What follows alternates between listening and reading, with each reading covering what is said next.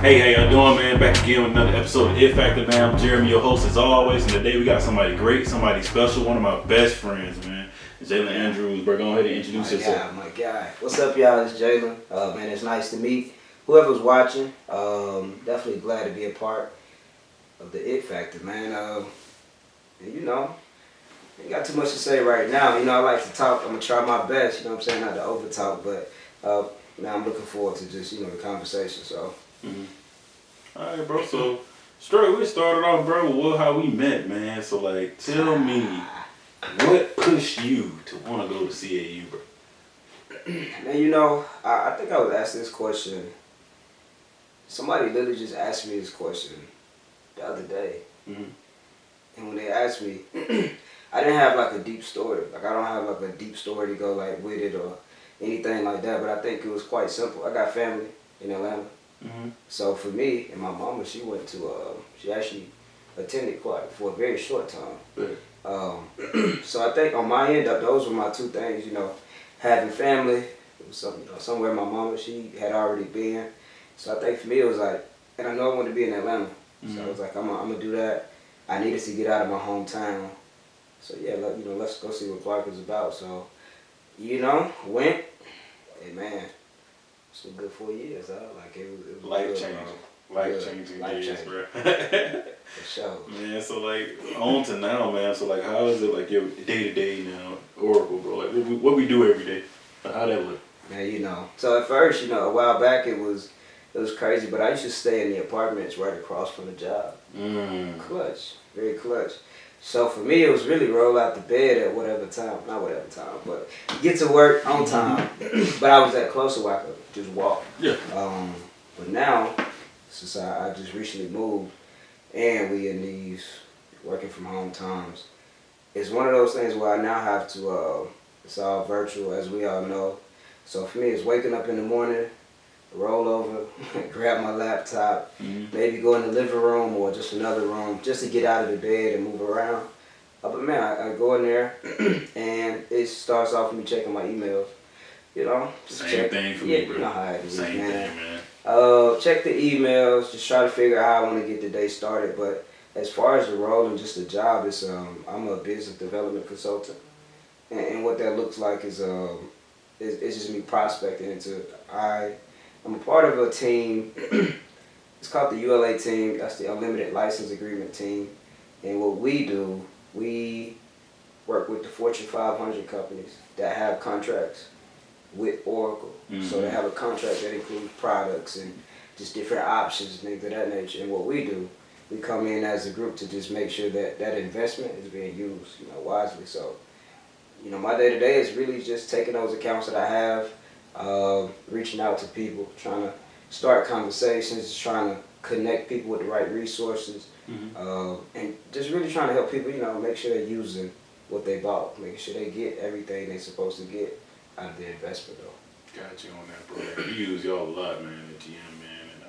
And I actually have some licenses that, like, they floating licenses now on some software we use for my automation work I do. And I was talking to a guy from Oracle like a couple weeks ago because I had did some funny stuff, like it wasn't working. And me and him was going back and forth. And he finally we fixed the issue or whatever. But I love Oracle, man. Like they lifesavers. Shout out to that old man. They lifesavers, man. I would say they lifesavers, man. So man, what is the most important thing you would say you learned since you graduated and left college, man? The most important thing I would say, I'm gonna say adapting, bro. Being able to adapt and having to not necessarily be quick about it, but just really being willing, though. Because, I can speak from my personal experience. I'm from Georgia, from Thomaston, Georgia originally. Went to school, Clark, Atlanta, in Georgia. And then, boom, moved to Texas. So, when I say adapting, that is from Georgia to Texas, that's a big jump. And I always say it, bro. It's like, you got those people that came to college from different states. They did their 4 years in Atlanta. Meanwhile, I was already there. So the experience that I'm getting from Georgia to Texas is what the majority of those people in college, they did it those 4 years. So I'm a little behind. Right. in regards to being able to adapt to a new city, a new state, and just all of that. So, and I always share the story about just when I first got to Austin, I didn't like it. I'm being very, very, I did not like it. I actually didn't think it was for me though. Oh. I did not like it. And I remember I was talking to my parents about it, just asking them, not even asking them, at that point telling them, I want to come home. Like I should come home. Like this is not for me. And the crazy part about it, man, I was up there, and I will never forget the conversation that I had with myself. I said, new city, new place, a new Jalen. So I found myself in Austin, in Texas, trying to be this person that I didn't know. Like, it wasn't me. And what I mean by that, I was out partying, being so social. And I'm not even, that's not me for real. Like, I'm social, but to that level, I was doing any and everything to be around people, bro. Yeah. Like, just, you really low key. Yeah, exactly. But you like, I had to be out because it was like, that was my way of coping with, Exactly. I really don't want to be here, but let me get out, you know, so it was a I know how that feel. It was a I coping know how that thing, feel. bro. So, yeah, man, that was, you know, just to like, you know, wrap that one up, but I just will never forget the one night I came back in. I had been out, came back in, it was like 3 o'clock in the morning, and I just remember walking around the apartment, and I think I told myself, you know, I had, you know, clothes in the closet, I had all my shoes, I had the TV, everything, furniture, I was good. But I would always say, like, while it looked like I had everything, it felt like I had nothing. So, you know, when I speak about adapting, it's just, I understand that phase that I had to go through to get to where I am right now. And if I could be honest about now, like, I actually like Austin, bro. Like, it took time to get to that place, but I had to sit in those certain seasons, you know what I'm saying, to get to get through it. Exactly, bro. That's it, and I feel like our people adapt all the time, man. As black people, Exactly. we always been adapting through history, and even now when we were saying some things earlier about how we millennials, like, we ain't gonna work there forever. But you still, while you there, you know you gotta adapt and say, hey, we gotta walk the walk, we gotta talk the talk. We gonna get it done, and I'm gonna go home. That's how I look at work now, look at corporate like that. You know, it's always gonna be a situation, but if I can deal with work, like, deal with it in a positive way, I can deal with my life in a positive way. Because I don't want that ever affecting that next couple hours I got of free time outside of work. Man, what? That's the connection, bro. That connection between, I think I've heard a lot of people say it before, but I actually think a lot of the jobs that we take, and I think that's just in life, bro, like everything you do, you got to connect it back to, you know, just you. Right. So, like, the things that we do at work, whatever our role is, and whatever the job requires, I guarantee you, it's some kind of skill that you take it from it. And you can apply that to your life, you know what I'm saying? So, because in the moment, you ain't going to see it, though. You're going to be like, hey, this hard, this going like this, man. What? That was me being out in Boston, bro. I was always like, I don't need to be here this time. But after a while, it got to the point was like, Jay, will do what you can do so you can stay in school and finish this. Like, exactly, bro. You got to do this. Like, exactly, you got to. You got folks looking up to you. Like, come on now. You know, you got to do the best for you. And even when you were saying what you were saying, I feel like you got to be the best you. Like, we can have the house, the clothes, everything, but it's material. It's like things that one day are gonna go away. It's like Jalen still got to be happy. Jeremy still got to be happy. Like, if I ain't happy, none of that stuff don't matter. Exactly. You know, so that's the cool thing. I feel like a lot of people, we have to realize that. And when you're moving, even when you're in the same place and you feel like you're staying stagnant, you're actually growing. We just don't know it. Exactly. You know, growing a lot, bro. So, like, me saying you growing, man, that's even with the next question, bro. Like, public speaking, bro. Let's talk about that. Talk about Toastmasters. Why is that important? I'm going to be honest with you. I feel like, you know, as far as Toastmasters, you know, we can speak about it through a corporate perspective or just in general. I think through corporate, I think it helps. Like, for a lot of us, I'm going to just say a lot of us that are black, I mean, we actually have some great stories, bro. Like, when you hear, like, about our lives, like, most of the time, it's going to be a great story to go with it. And I think that's what happens at, you know, in these jobs and these companies. Toastmasters, they help with that. I think somebody asked me a few days ago, just having a conversation, and we was talking, and the topic came up about, like, what's your story? Like, that's a question I feel like we all should probably, like, be asking ourselves every day. What is my story? Or if you're going through a situation, or just every day. In what way does whatever's going on, how does that contribute to my story? So just connecting it back to you. So to the public speaking piece, like I just think it's so important, bro, because everybody got a story though. Like everybody got a story, and the thing is, we all got stories, but we not bold enough to share it, or you're not confident enough to share it. The thing is though, there's a lot of people that's going through what you've gone through. There's a lot of people that need what you've already figured out. And it's like, I feel like just in life, bro, it's no reason to be selfish.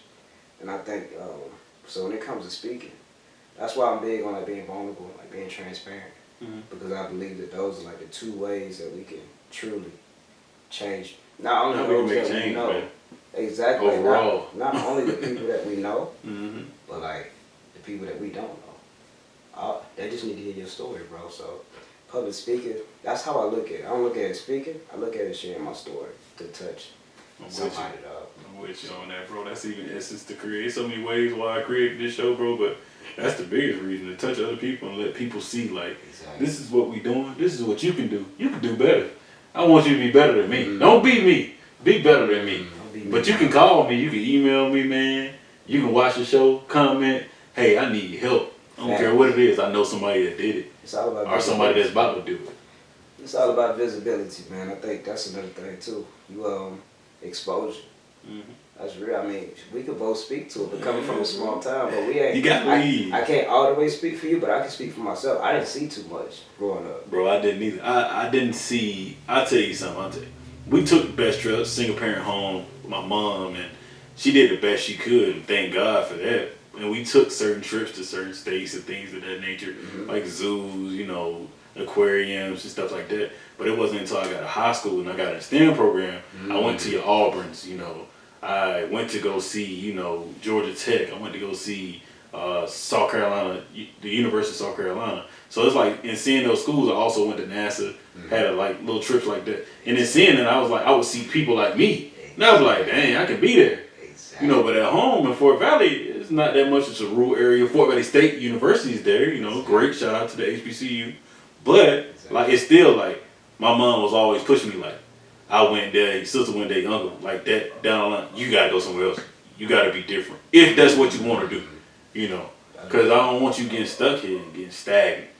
And I feel like a lot of people back home, you're gonna get stagnant, especially in the South. Like, you're gonna get stagnant because you're gonna end up doing something. And no knock to them, you know, but that's not for everyone. And I knew that wasn't for me. Once I saw the NASA's and seeing stuff like that, and seeing Auburn, like, saw these different schools, I was like, I can do this. I can go, bro. Like, somebody that look like me, let me look up to them, you know. So it's amazing. So exposure is the best thing that you can have. That's all we need, bro. Like, coming from where we come from, kids just in general, you ain't gotta be just kids. It's just people, bro. You can take, you know, Barack Obama, for example, but to see that happen, to see him in office, whether you want to be a president or not, you had hope. You know what I mean? Got hope, bro. And that's actually that's all people need is hope.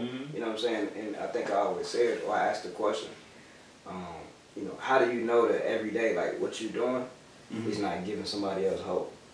And like we just talked about, people may not say nothing, but they always watching though. They always watching, and God has a great way of like letting you get that push, like, hey, that message or that email, bro. I got a message the other week. Guy was like, man, I'm trying to do the same thing you doing. How I do it? Exactly. No, looked at the message. I was like, I'm just Jeremy, bro. Like, what? But in the inside of me was like, give me an email. This is what I did. Exactly. Join this group, bro. I'm on this group first of the month all the time. This young tech inventors, get on here with me, bro. We're gonna figure it out together. Exactly. You know, and I feel like that's the best thing we can do. Because if they see you on the show, a lot of people do things and don't always be about it. But I'm one of the people that going to try my best to be about it or get you to somebody that I know can get you to where you want to be or beyond. You know, exactly. So man, that's my thing always, bro. So like, even into this thing, this the real topic here, since we in person. How do you feel about COVID, how it has affected you in a positive, negative way? And also with the ties in the systematic racism that things that our people been facing since we was brought on this earth? So I feel like when it comes to like the COVID, I understand that a lot of people have lost. I would say a lot of people lost. Yeah. You got jobs, family members, a lot of different things like that. But when it comes to COVID, in my opinion, I would actually say it's a blessing, bro. The reason I say it's a blessing is because it allows so many people more time. You know what I mean? Like, a lot of people have more time to watch more sermons. You know what I'm saying? Like, more time to kick it with family. More time to master your craft. Like, it really gave a lot of people more time. And I think that was something that, and I do want to connect it to, the spiritual. But I always say that, when you miss out on church, let's say you don't go to church for like a year. That first time you go back and you're in there, it's gonna hit you. It's gonna hit you, bro. You're probably gonna cry. Some like tears it's gonna hit you. And I always say the reason that I feel it hits you is because so many days. It started with 2 days, then it go to a week. Now we at a month. Now we at a year. Think about all that time that you was out here doing it on your own, and you was just on the go, like you just doing it. I ain't got time, and you just moving. Then you go to church for that first time in forever, and you get to sit still for a little bit. Then it just hits you, bro. So I think when we talk about COVID, I feel like this is one of those things where it's like, it gave people more time so that they could really take in what's been going on in their lives. Or like, you could really take it in, you could really evaluate it, and now you can really take the steps to like fix it. And while you could still say you ain't got time, most of us, I mean, maybe I'm the only one, but I'm gonna argue against it and say you got a lot more time than you had before. So when it comes to that, I say it's a blessing. I've seen in my life blessings come out of it.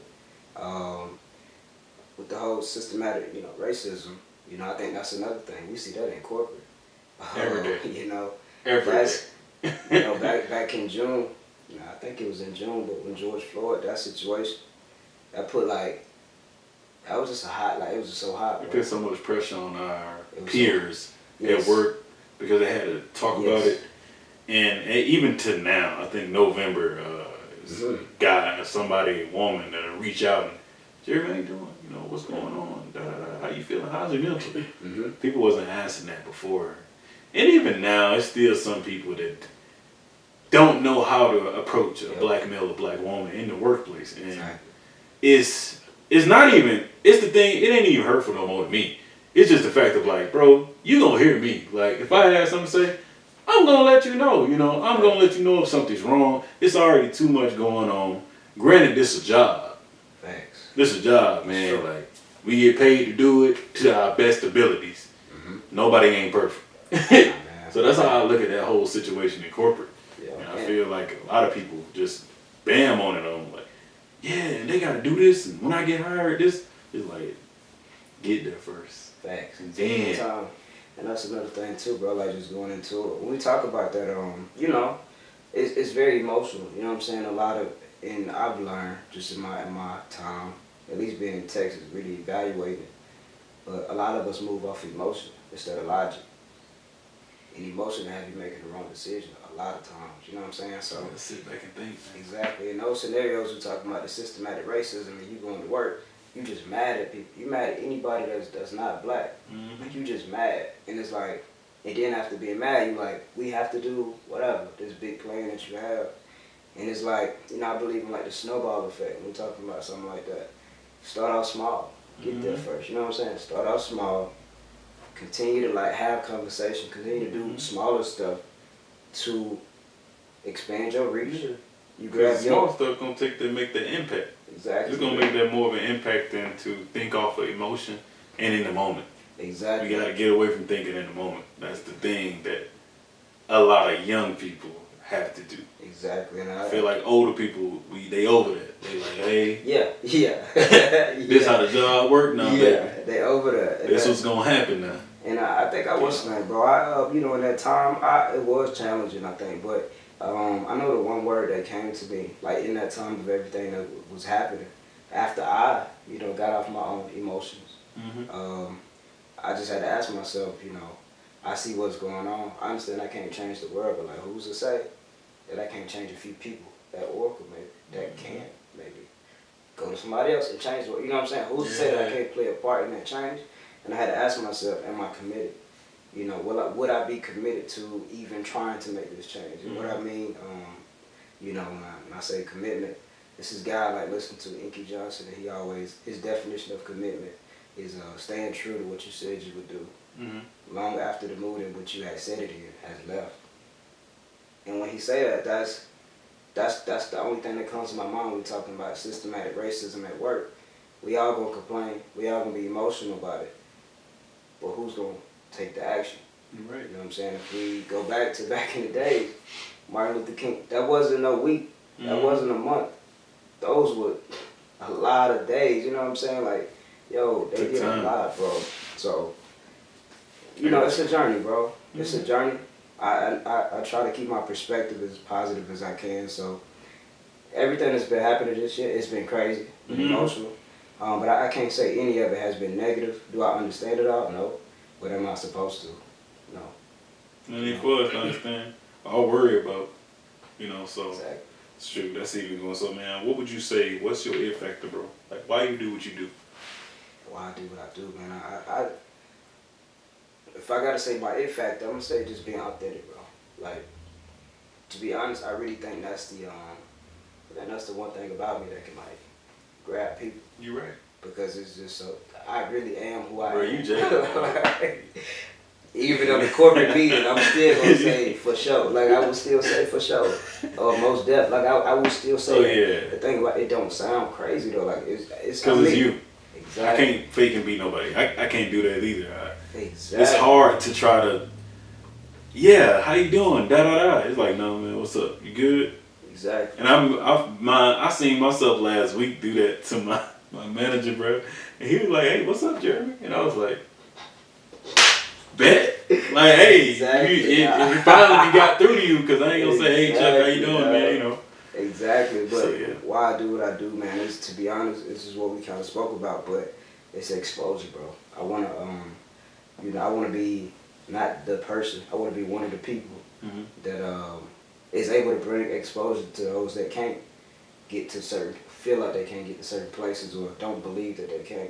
So I think why I do what I do is to like bring hope. You know, I want to bring hope, and I want people to believe that they can because, like I said, where we come from, it's so small, bro. So at one point, I didn't think that was me neither. Same. But we're doing it. You know what I'm saying? We're doing it, so that just show you right, it's possible, bro. So I just want to be one of them people that do that. So I'm with you on that, bro. So like, my thing too is that so like with all that, what would you say? How important would it be to have, you know, when you come into a company, that training or that walk-through stage? I think we had that conversation before about how training is very pivotal in the first couple of months of being there. How pivotal is that to you? training for the role? Any role, yeah. Oh yeah, that's so important, bro. Man, you got to get trained in everything you do. Somebody got at least. I mean, you know, I think when we talk about entrepreneurs, you know, the goals, they tell you to figure it out yourself. They say that's the best way to learn is through your own mistakes. I feel like in the corporate setting, I think that's a little different. I think you need help. Yeah. You should definitely do training. But if I could just speak on my training experience, it was actually cool. And I will never forget, that's actually was my first time. Because I know, coming from Clark, HBCU, all black, my first few days at Oracle, it was too many of us. So we walked in, and I kid you not, my first thought was somebody that looked like me.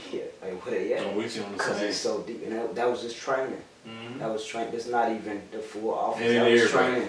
So I'm like, oh man, what did I just walk into? And I actually just want to share like a quick little story that it always sticks with me because it happened in training. But you know, just naturally when we see people that look like us, we gravitate. That's who we're gonna be around. And what happened was, you know, it was a group of us. We gravitated and we was, you know, sticking close to each other. When the rest of the room was mainly white. And the thing about it, we did, you know, network and speak to different people, but the majority of the time, you know what I'm saying, we still gravitated around each other naturally though. And we had a trainer that came up to us and told us to basically like split or, you know, just mix in. I think we had already been doing that though. Yeah. But I wanted to share this This one thing my mentor told me, because I shared the story with him and he shared the story with me, and he said it was him and a group of guys that he knows, black guy. So it's a group of black guys, and they was at this networking event for the company, I think. And they were standing, they all lined up just talking, and this black boss or manager came up, and he asked him, he was like, you know, what do you think is wrong with this? Like, what you think is wrong with this picture right here? Oh, y'all just lined up, standing. And everybody had a reason. Like, one person probably said one thing, the other one probably said this, and the other ones. They all had a reason, though. And the boss, once he let him talk, he came back and he was like, you know, I guess I'm glad y'all got y'all's reasons, but if you would ask me that question, I would say nothing is wrong with the picture, though. Yeah, there's nothing wrong with it. Because, you know, what happens naturally is we just automatically assume that we gotta mix it. You know, that's just a natural thing. There's nothing wrong with that. And he just shared that story with me to say, like, you know, you don't have to do that. It's okay. Yeah. Like it's okay. You ain't gotta push yourself to that either. You don't. It's okay, bro. So, you know, I did want to share that, but just going back to the training, definitely think that's required. My training process was cool. I do think just to connect it to a bit of an entrepreneur, you know, kind of style, but they gave us an overview in training, but it was up to you to take that into the role and make it your own, though. Gotcha. And once you made it your own, that's when you start to see success, though. Cool. I respect that, man. I respect that. So, like, do you have any question for me, man? Now, how you been, bro? Talk to me. I've been Jeremy, man. Let me stop. Talk Man, to I've been growing, bro. Changing. I'm glad you the first person to ask that, man. But I've been good, man. You know, like you said earlier, man, I've been able to take this time at home, man, what I really want to do in life. I've been able to talk to family. Like, be around my mama, bro. Like, that's the best thing I think I could do. Be around my sister and my brother. Like, be around them and just invest in the moments with them. Yep. You know, COVID gave me that time to be able to, I can just take the book bag down to Fort Valley, or we can go to Maryland to visit her family. So it's like, in doing those things, I feel like I find myself like, Jeremy, you know, I think I would want to be a professor. All right, how we gonna do it? I've been able to sit down and document that, like, cool. And then on top of that, like, man, just being blessed, bro. Like, every week is some, with the mixed in with the crazy some stuff I'll probably find out, family, friends. Exactly. It's always some good come out of it. Work, it's always some good come out of it. I'm always learning something, and I'm glad I can take it in. It's a little tidbit to say, they ain't out to get me. Facts. This is what's gonna happen, though. I'm gonna move a little different on this side, though, and you ain't gotta know that. Facts. So that's what I've been doing, just finding how to get myself in a better place so that I can get others in that place of betterment. You know, it's all about perspective and gratitude, bro. Like, I think I just heard you mention, like, you know, when something happens, like, okay, how can I still navigate the situation? I think gratitude is like a big, that's one of the ways, though. And, you know, I recently bought a house, closed like in July. And Blessings. Blessings, bro. Blessings in We COVID. homeowners. Blessings in COVID. We homeowners. Hey, man. I got mine in February, so like it's beautiful, bro. We got it before COVID hit. Facts.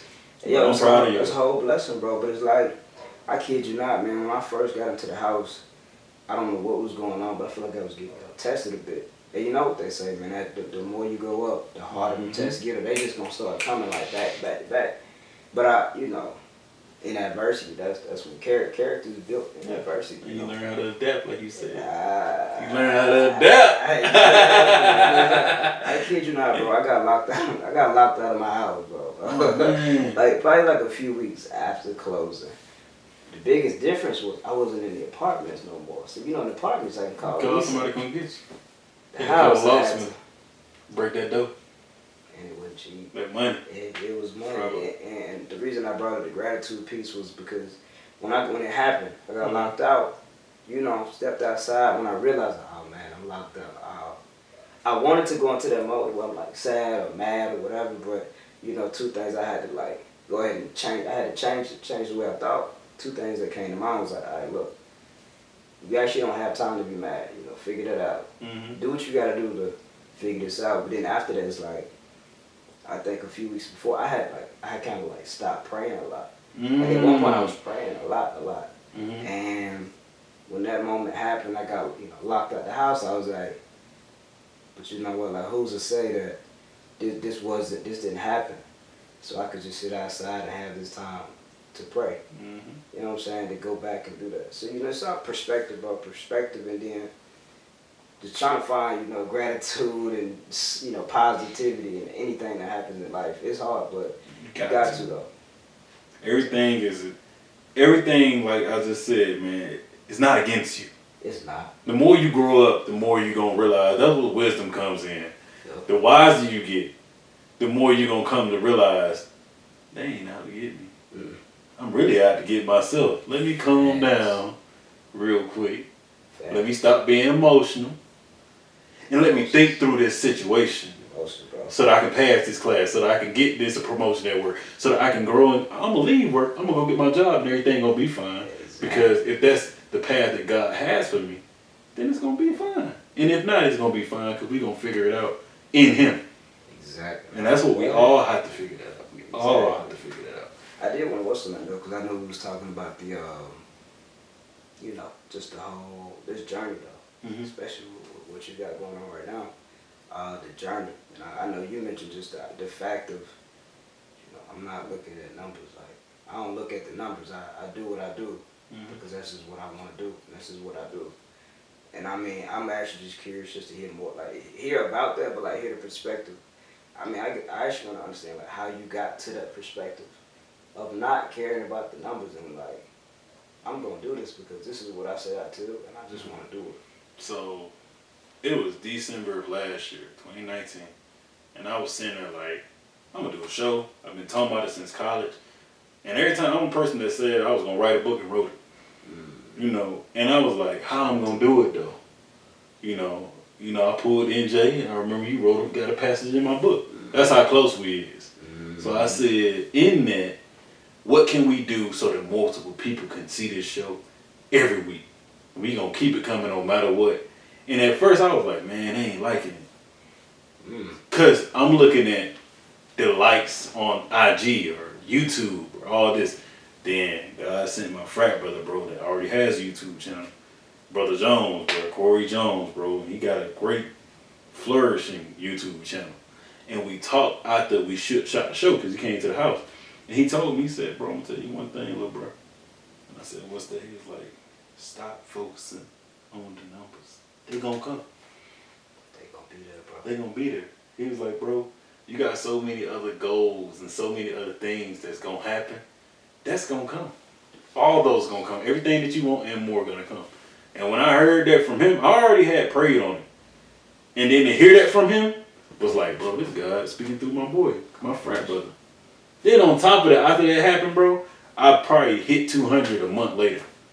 And it's like, stuff like that is perspective to say, once you stop looking at something and to know the message that you're putting out, exactly. The message matter more than numbers, man. More than money that'll come in from YouTube. Because these people are going to see this, bro, and be like, wow, these two black dudes in the house talking, bro. Exactly. They talking about something that we need to hear. So exactly. That's what I care about now, man. I'm thankful for that. It's all about touching people, bro. It's It's all about touching people. Like, I think I had a chance to speak to some kids at a school in Texas. Yes, sir. And it was, to me, I'm sharing my story. Mm-hmm. A kid, reached out afterwards and sent me a paragraph. Like, it was a paragraph, and they was just, so thankful for, what was talked about. But at the end, as I said in the beginning about hope and believe, they mentioned like, you made me feel like I can go, you know what I'm saying? I can go be that person, or I can go do whatever it is I'm supposed to do in this life, though. Not, man, I love it. It's always full circle, bro. So it's just like, to the whole numbers thing, like, numbers don't do that. Like, numbers don't do that. Like, that likes get you nothing. But that message can get you a lot. And that could be one person to say, That one person beat 5 likes. Quick. That'd be 100. Bro. It'd be 1,000. I seen something earlier today. Dude was like talking about a line I said in the show, and I was like, he was like, bro, we needed to hear this, and just to hear him say that, bro, I was like, that's 1,000,000 likes right there. People need it, bro. yo, people need it. Cause I just truly believe, bro. And it just goes back to when you asked me the it factor, and I want to ask you yours too. But We got time. yeah, I was about to say, just that whole being authentic, being authentic and just being you. People need that, bro. Like, that's what the majority of the people in the world go around. Exactly. That's what they need. So when they see you being you, the message ain't gotta be deep. You ain't gotta be no philosopher. Like, you ain't gotta be deep. One line can change somebody's life, and it can be 3 words, bro. It's gonna change it, and it's crazy you brought that. It's a question I missed. It's the question of when you was talking a few weeks ago, I think, and you were saying like we'll post the successes, but won't post the failures. And I tell you straight up, bro, I fail at so much stuff, but I succeed at much more. But in my failures, I succeed. So that's why I said what I say. Like, a lot of people don't see you gotta fail, man, to succeed. You gonna have to fall down, man, and it's gonna happen. Like, it's life. Yeah, exactly. It's just how you come back at it. Like, okay, I got you. Exactly. Cause I wrote that because just got the house, and I could have posted a picture. Homeowner. You know how we do it. Right. I actually didn't post it though. I still haven't. I still ain't showed my house on there. I ain't showed the house either, though. Yeah, on Facebook, I think, my parents. I took some pictures in front of it, I think, yeah. But like the number 509, but that's it. Yeah, I haven't showed it, but the reason I even said that was because I got a house. I could have posted that and meant congratulations, all of that. But then, nobody knew that in that time of when I first got the house and those me getting adjusted, going back to adapting, because that's an environment. Apartment, home, that's different. That's a big difference. Exactly, bro. So just adapting to that. Nobody knew that. I started. I don't think it was depression, but it could have been though. But something went down where I wasn't feeling motivated. Like, I was at home every day. It's kind of dark in the house. No blinds open. You know what I'm saying? That vibe was just going down. Like, didn't nobody know that part though. You know what I'm saying? The insecurities that started coming back, because I had this feeling. I've always been like low key, like just real chill. Right. And when I'm not known to be this social guy, hey, make sure you bring Jalen to the party, so cause he gon', anybody's saying that. So what happened was, I don't know how it came back, but in college I used to always deal with that, as far as not being that guy that people just inviting. Cause I'll come, but people won't. I'm not the first thought, because naturally they know I'm low key or I'm chilling. Right. And it came to, I was like, man, people don't think I'm cool. Like, everybody just think I'm deep. Like, they just think I like to talk and motivate. They be like, you're not fun though. So that started coming like, oh, people don't think I'm fun. Like, they just think I'm deep, and I just want to get deep and talk all this deep stuff. And it's like, I want people to know I'm fun too. So, and that was the insecurity that was coming because, I'm doing all the right things that I need to be doing though. Whether that is being deep all the time or not. Right. You being Jalen, dog. And a lot of people want us to, they have a picture of who we are. Exactly. And the older you get, because in college you ain't going to see it. And hopefully they see this show and see it. All them friends think you some way or whatever, man. None of that matters. Thanks. When you hit a certain age, it ain't even age I meant.